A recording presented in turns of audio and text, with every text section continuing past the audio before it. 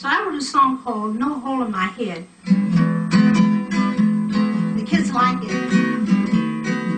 Everybody thinks my head's full of nothing. Wants to put his special stuff in. Fill the space with candy wrappers. Keep out sex and revolution. But there's no hole in my head. Too bad. It's not so long ago that women were not supposed to sing their lives out loud.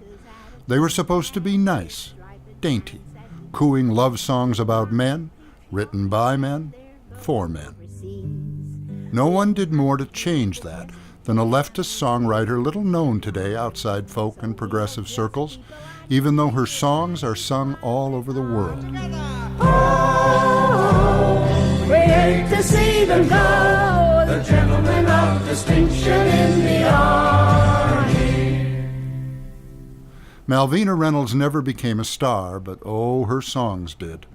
Her bittersweet lullaby Turnaround was a pop standard in the 50s and 60s, and her 1962 topical lament What Have They Done to the Rain has been sung about nuclear fallout, acid rain, carbon pollution, and climate change. Just a little rain.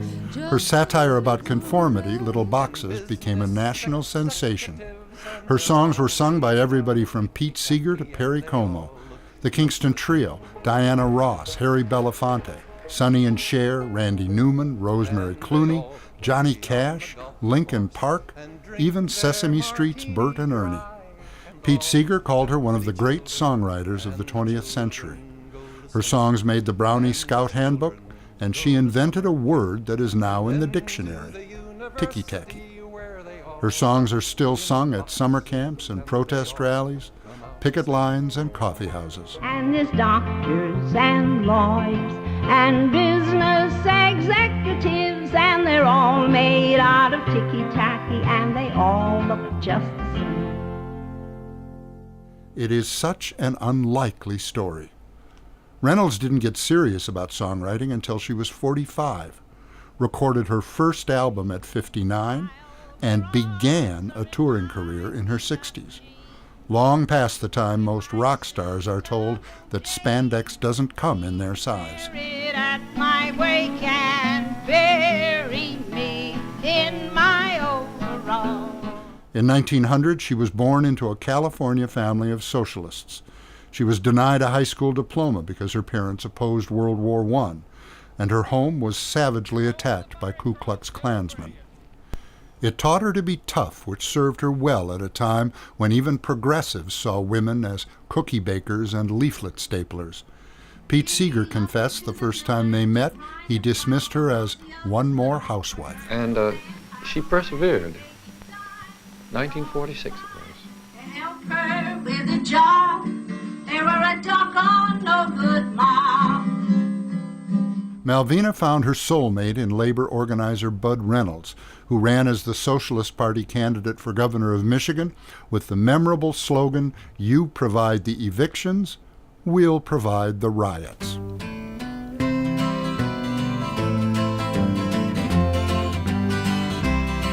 It is nice. After World War II, leftist composer Earl Robinson began hosting songwriting circles that Reynolds attended. The 1948 Henry Wallace campaign showed her the potential for reaching people with music. She was a columnist for the People's World, but it was the women's column. She was expected to write about revolution from the ladies' perspective, offering dialectics along with recipes and sewing tips, all in the leftist jargon of the day. Her daughter Nancy Schimmel, also a fine songwriter, says she wanted to use everyday jargon, to write songs grounded in human life that people could grab onto, use in their own lives. But if that is freedom's price, we don't mind. From the beginning, Malvina Reynolds met resistance in the most diminishing, dismissive ways. The singing grandma, the singing housewife, the radical granny. They had to sell her as a grandmother, Schimmel says, because they couldn't sell her as a sweet young thing, and those were the two roles for women on stage.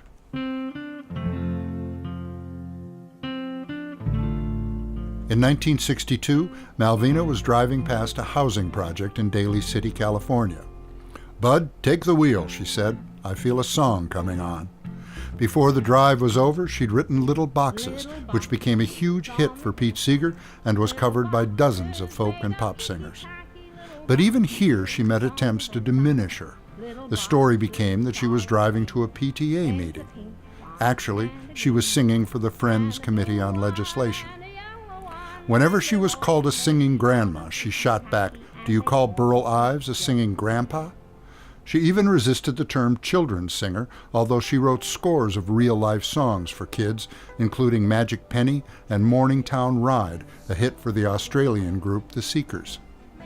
"I tend to avoid that title," Reynolds said, "because the first thought is, you know, this nice old grandma who makes cookies and sings for kids. And I am not your nice old grandma." However, she added, "I always make it clear that the reason I have this sharp cutting edge is because I do care about people." No matter what age or what your particular ability happens to be, if you just get in there and use what you have, your life will be richer, more exciting, more meaningful. If you throw what you have into this great cauldron of first-class soup. The success of Little Boxes landed her a Columbia Records contract.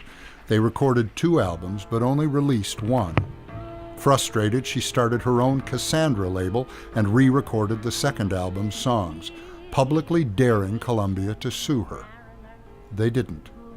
By carving her own path, she helped inspire a nascent women's music movement to do the same, to create their own independent music industry, from labels to lighting engineers, stars to venues, and to do it in their own voices. It says in Coronet Magazine, June 1956, page 10, that married women are not as happy as women who have no men. Married women are cranky, frustrated, and disgusted, while single women are bright and gay, creative, and well-adjusted. In the end, Malvina's tough-hearted idealism influenced our world as much as her songs. Who did more to teach us that no matter how hard they try to diminish us, whether we are diminished is up to us. "If you love me, if you love, love, love me," she sang, "plant a rose for me.